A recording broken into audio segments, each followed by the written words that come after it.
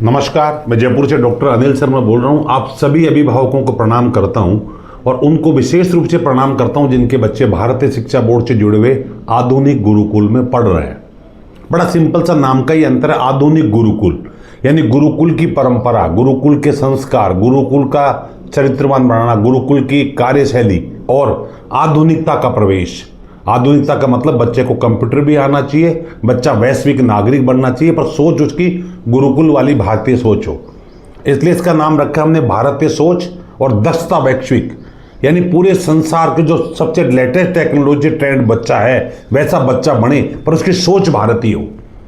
यह एक छोटा सा सवाल आपके दिमाग में आ रहा होगा, ये सोच भारतीय है क्या? तो आप यूं समझ लीजिए कि एक चाकू है, उस चाकू का इस्तेमाल करने के लिए आदमी की दृष्टि होनी चाहिए। वो उससे सब्जी काटने का काम भी ले सकता है, किसी का मर्डर करने का भी। यानी चाकू तो एक ही है, परमाणु है। परमाणु से एक व्यक्ति जो भारतीय सोच का होगा वो बिजली उत्पादन करेगा और दूसरा व्यक्ति जो पाकिस्तानी सोच का होगा वो बम बनाएगा। ये सोच का अंतर है। माँ बाप है, माँ बाप की सेवा करना जो बच्चा भारतीय सोच का होगा वो उसको अपना दायित्व मानेगा, जिम्मेदारी मानेगा, बोध मानेगा। और जो बच्चा पाश्चात्य सोच का होगा वो बोझ मानकर पेरेंट्स को अनाथ आश्रम में भेज देगा, वृद्धाश्रम में भेज देगा। ये सोच का अंतर है। भारतीय सोच का आदमी काम करना पसंद करेगा, लेबर करना पसंद करेगा, मेहनत करना पसंद करेगा, और पाश्चात्य सोच का आदमी किसी दूसरे से करवाना पसंद करेगा, खुद नहीं करेगा। अगर उसको काम करना पड़ा तो सोचेगा तो मेहनत का काम है, वो धूप में जाना पसंद नहीं करेगा। भारतीय व्यक्ति धूप, गर्मी, बरसात सब में जाना पसंद करेगा। पाश्चात्य सोच का व्यक्ति इस प्रकृति को दासी मानता है और भारतीय सोच का व्यक्ति प्रकृति को मां मानता है। पाश्चात्य सोच का व्यक्ति इस अपने आप को इंडिविजुअल मानता है, कहता है 18 साल के बाद मैं अकेला हो गया हूं, मैं इंडिविजुअल हूं, मैं सक्षम हूं, और कानून उस दृष्टि से उसको ठीक मानता है। लेकिन भारतीय व्यक्ति कहता है जिंदगी में तुम कभी अकेला नहीं है। तुम किसी के बेटे हो तो किसी के बाप हो, किसी के भाई हो तो किसी की बहन हो, किसी के दामाद हो तो किसी के साले हो, किसी के पड़ोसी हो। तुम इस समाज के भी हो, तुम अपने धर्म के भी हो, तुम अपने राष्ट्र के भी हो। ये भारतीय सोच थी। वसुदेव कुटुंबकम, पूरा संसार ही हमारा परिवार है। अब सोचिए, जब हमारी महिलाएं पूरे पुरातन संस्कृति में खाना बनाती थी तो 1-2 रोटी गाय की और कुत्ते की रखती थी अलग से।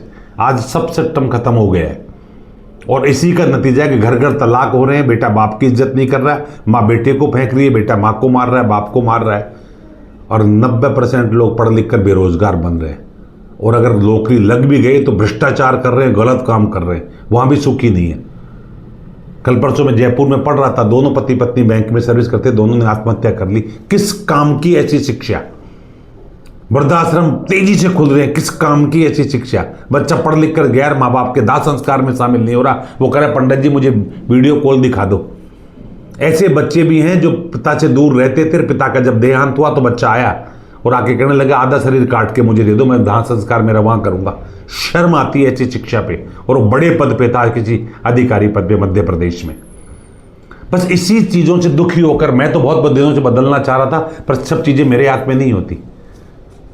लेकिन जो सौभाग्य कह लीजिए या सिस्टम की मांग कह लीजिए, समय की मांग कह लीजिए, भारत सरकार ने बहुत रिसर्च के बाद एक नई शिक्षा नीति डेवलप की, जिसे नई शिक्षा नीति 2020 का नाम दिया गया। उस नई शिक्षा नीति को जिन वैज्ञानिकों ने, मैं वैज्ञानिक शब्द इसलिए यूज कर रहा हूं कि आमतौर पे आपको साधु संत तो कुछ भी बना देंगे, पर वैज्ञानिक तो कुछ भी नहीं बनाएंगे ना, वो तो सोच समझ के तार्किक रूप से बनाएंगे। उन्हीं वैज्ञानिकों ने इस सोच को डेवलप किया कि संसार को बचाना है, व्यक्ति को सार्थक व्यक्ति बनाना है, तो भारतीय शिक्षा प्रणाली जो गुरुकुल की थी उसके अंश को लेना पड़ेगा, उसकी सोच को लेना पड़ेगा, उसकी भावना को लेना पड़ेगा और आधुनिक रूप से शिक्षा देनी पड़ेगी।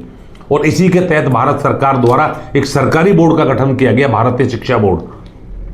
और उस भारतीय शिक्षा बोर्ड को चलाने का जिम्मा योग गुरु पूज्य स्वामी रामदेव जी को दिया गया, जो अपने आप में एक इतिहास है, जो अपने आप में एक युग पुरुष है।